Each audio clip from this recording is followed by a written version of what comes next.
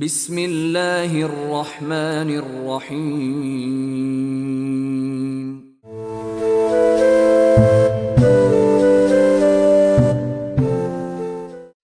حضرت عائشہ رضی اللہ تعالیٰ عنہ سے روایت ہے، وہ کہتی ہیں کہ میں نے عرض کیا، اے اللہ کے رسول، میں خوب جانتی ہوں کہ قرآن مجید میں سب سے سخت آیت کون سی ہے؟ آپ نے فرمایا، کون سی آیت ہے؟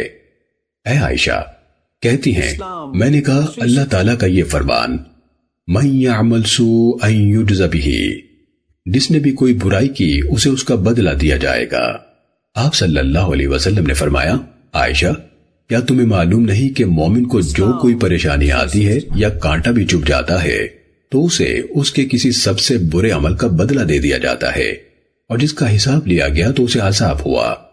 کہتی ہیں کہ میں نے عرض کیا، تو کیا اللہ نے نہیں فرمایا فَسَوْفَ يُحَاسَبُ حِسَابًا يَسِيرًا، ان قریب بندے کا حساب لیا جائے گا اور آسان، ان قریب بندے کا حساب لیا جائے گا، آسان حساب۔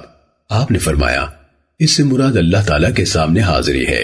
اے عائشہ جس سے حساب میں پوچھ گچھ ہو گئی اسے عذاب ہوا۔